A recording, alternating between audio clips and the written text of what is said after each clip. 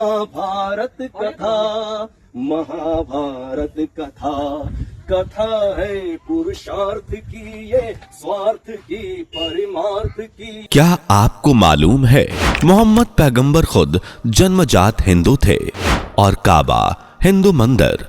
हाँ, चौंक गए? हम उसी हिंदू मंदिर की बात कर रहे हैं जो मक्का मदीना में है।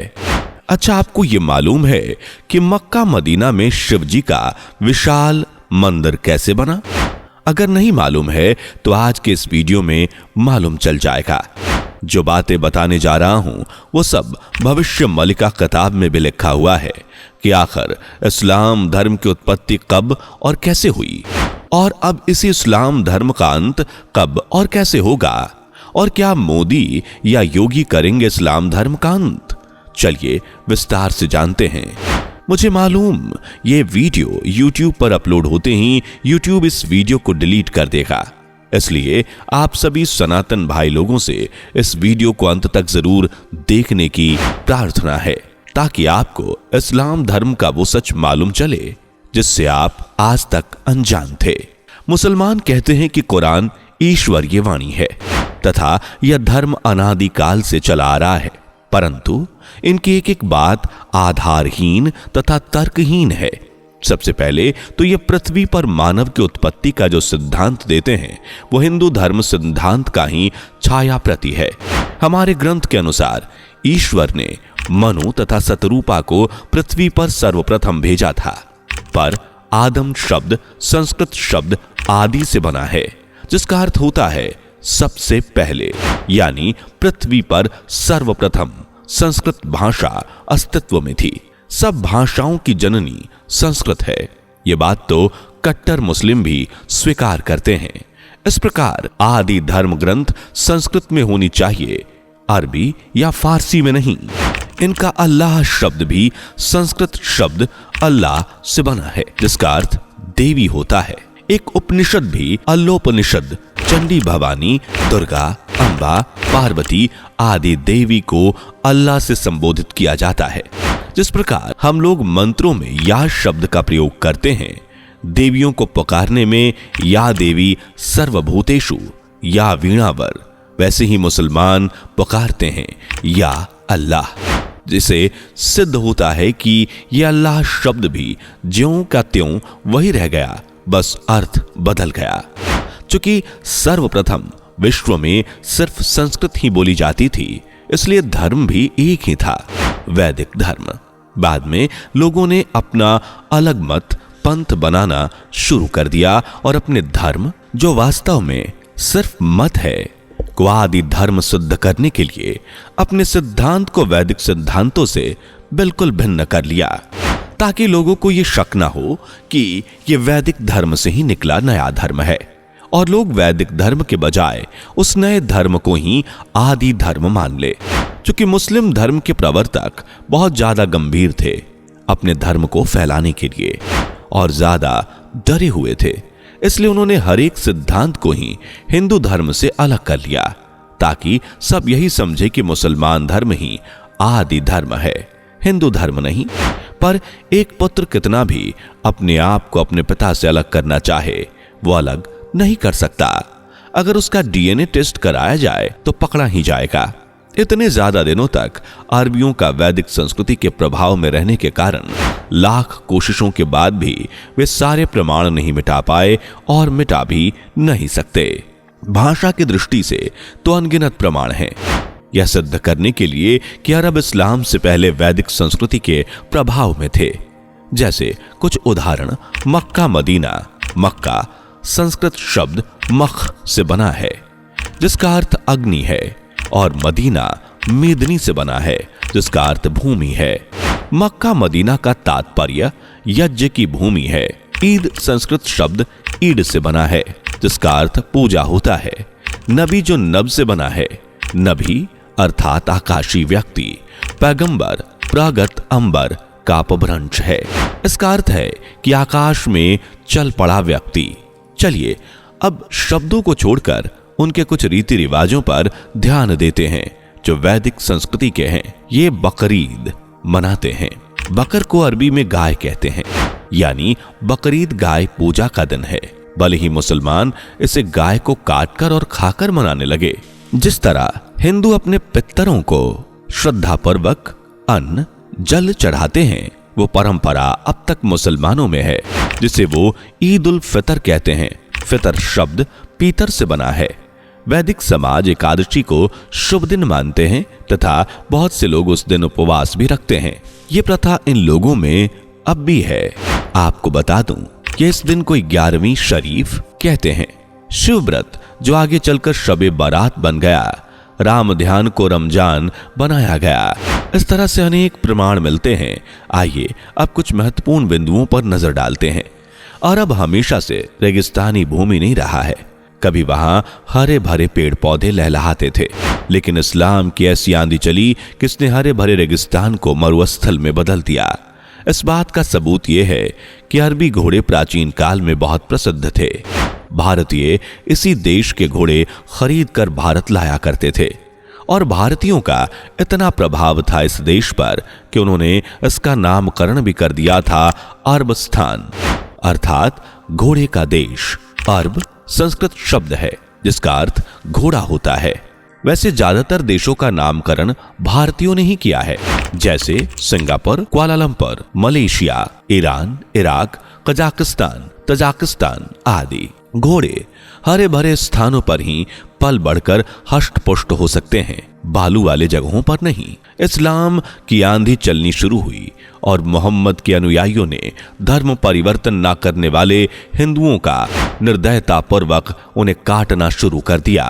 पर उन हिंदुओं की परोपकारिता और अपने के प्रति प्यार तो देखिए कि मरने के बाद भी पेट्रोलियम पदार्थों में रूपांतरित होकर इनका अब तक भरण पोषण कर रहे हैं, वरना ना जाने क्या होता इनका, अल्लाह जाने। चूंकि पूरे अरब में सिर्फ हिंदू संस्कृति ही थी, इसलिए पूरा अरब मंदिरों से भरा पड़ा था, जिसे बाद में लूट लूट कर मस्जिद बना लिया गया, जिसमें मुख्य मंदिर काबा है।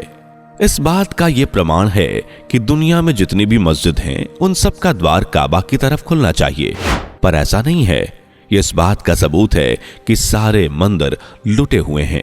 इन मंदिरों में सबसे प्रमुख मंदिर काबा है, क्योंकि ये एक बहुत बड़ा मंदिर था। ये वही जगह है जहां भगवान विष्णु का एक पग पड़ा था 3 पग जमीन नापते समय। चूंकि ये मंदिर बहुत बड़ा आस्था का केंद्र था, जहां भारत से भी काफी मात्रा में लोग जाया करते थे, इसलिए मोहम्मद जी के धनार्जन के लिए और स्वार्थ के लिए भगवान शिव का प्रभाव अभी भी उस मंदिर में सारे हिंदू रीति रिवाजों का पालन होता था तथा शिवलिंग अभी तक विराजमान है। वहां यहां आने वाले मुसलमान हिंदू ब्राह्मण की तरह सर के बाल मुड़वाकर बिना सिलाए हुआ कपड़ा को शरीर पर लपेटकर काबा के प्रांगण में प्रवेश करते हैं। इसकी 7 परिक्रमा करते हैं। यह थोड़ा सा भिन्नता दिखाने के लिए ये लोग वैदिक संस्कृति के विपरीत दिशा में परिक्रमा करते हैं, अर्थात हिंदू अगर घड़ी की दिशा में करते हैं तो ये उसकी उल्टी दिशा पर वैदिक संस्कृति के अनुसार 7 ही क्यों? और ये सब नियम कानून सिर्फ इसी मस्जिद में क्यों? ना तो सर का मुंडन करवाना इनके संस्कार में है, ना ही बिना सिलाई के कपड़े पहनना, पर ये दोनों नियम हिंदू के अनिवार्य नियम जरूर हैं। क्योंकि ये मस्जिद हिंदुओं से लूटकर बनाई गई है, इसलिए इनके मन में हमेशा ये डर बना रहता है कि कहीं ये सच्चाई प्रकट ना हो जाए और ये मंदिर उनके हाथ से निकल ना जाए। इस कारण आवश्यकता से अधिक गुप्तता रखी जाती है।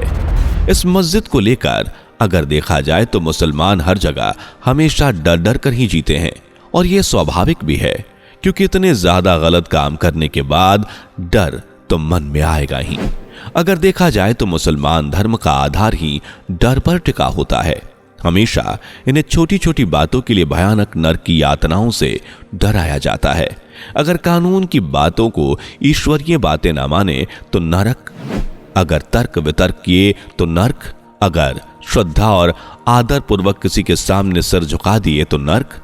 पल पल इन्हें डरा कर रखा जाता है, क्योंकि इस धर्म को बनाने वाला खुद डरा हुआ था कि लोग इसे अपनाएंगे या नहीं, और अपना भी लेंगे तो टिकेंगे या नहीं। इसलिए लोगों को डरा डरा कर इस धर्म में लाया जाता है और डरा डरा कर टिका कर रखा जाता है। जैसे अगर आप मुसलमान नहीं हो तो नरक जाओगे, अगर मूर्ति पूजा कर लिया तो नरक चले जाओगे, मोहम्मद को पैगंबर ना माना तो नरक। इन सब बातों से डरकर ये लोगों को अपने धर्म में खींचने का प्रयत्न करते हैं। पहली बार जब मैंने कुरान के सिद्धांतों और स्वर्ग नरक की बातों को सुना था तो मेरी आत्मा कांप गई थी। उस समय मैं 10वीं कक्षा में था और अपनी स्वेच्छा से ही अपने एक विज्ञान के शिक्षक से कुरान के बारे में जानने की इच्छा व्यक्त की।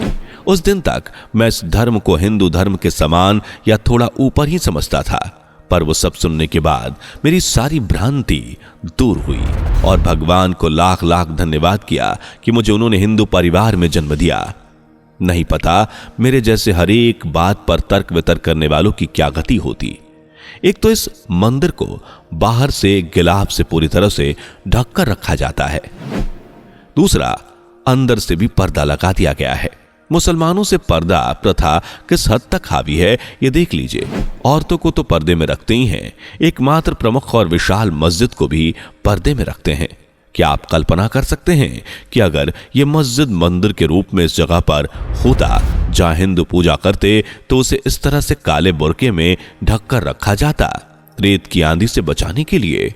अंदर के दीवार तो ढके ही हैं, ऊपर छत भी कीमती वस्त्रों से ढके हुए हैं। स्पष्ट है सारे गलत कार्य पर्दे के आड़ में ही होते हैं, क्योंकि खुले में नहीं हो सकते। अब इनके डरने की सीमा देखिए कि काबा 35 मील के घेरे में गैर मुसलमानों को प्रवेश नहीं करने दिया जाता।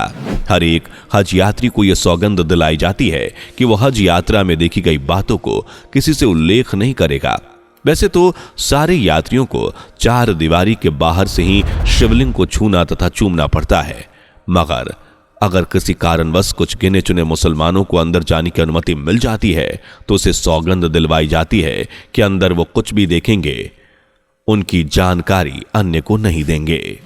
कुछ लोग जो जानकारी प्राप्त करने के उद्देश्य से किसी प्रकार अंदर चले गए हैं, उनके अनुसार काबा के प्रवेश द्वार पर कांच का एक भव्य द्वीप समूह लगा है जिसके ऊपर भगवत गीता के श्लोक अंकित हैं। अंतर दीवार पर एक बहुत बड़ा यशोदा तथा बालकृष्ण का चित्र बना हुआ है जिसे वो ईसा और उसकी माता समझते हैं। अंदर गाय के घी का एक पवित्र दीपक सदा जलता रहता है। ये दोनों मुसलमान धर्म के विपरीत कार्य यहां होते हैं। एक अष्टधातु से बना दिया गया चित्र का यहां लगा रहता है जो ब्रिटिश संग्रहालय में अब तक रखी हुई है। यह दीप अरब से प्राप्त हुआ है जो इस्लाम पूर्व है। इसी तरह का दीप काबा के अंदर भी अखंड दीप्तमान रहता है। ये सारे प्रमाण ये बताने के लिए हैं क्योंकि मुसलमान इतना डरते क्यों हैं। इस मंदिर को लेकर इस मस्जिद के रहस्य को जानने के लिए कुछ हिंदुओं ने प्रयास किया तो वे क्रूर मुसलमानों के हाथों मार डाले गए और जो कुछ बचकर लौटे वे पर्दे के कारण ज्यादा जानकारी प्राप्त नहीं कर पाए। अंदर के अगर शिलालेख पढ़ने में सफलता मिल जाती तो आज इस्लाम का अंत हो जाता। अच्छा दोस्तों, इस्लाम के बारे में आपका क्या कहना है कमेंट करके जरूर बताइए, हम आपका कमेंट जरूर पढ़ेंगे। और दोस्तों मान लीजिए कि ये जानकारी 25 लोगों को मैं शेयर करता हूं, उसमें से 5 लोग उसी जानकारी को 125 लोगों से शेयर करते हैं। देखते ही देखते इस्लाम की सच्चाई लाखों करोड़ों के पास पहुंच सकती है। इसलिए इस वीडियो को आग की तरह फैला दीजिए। दोस्तों आपकी स्क्रीन पर 2 और वीडियोस दिख रही हैं, जिसे देखने के लिए स्क्रीन पर क्लिक करें। दोनों देखिएगा, बहुत अच्छी वीडियो बनी है।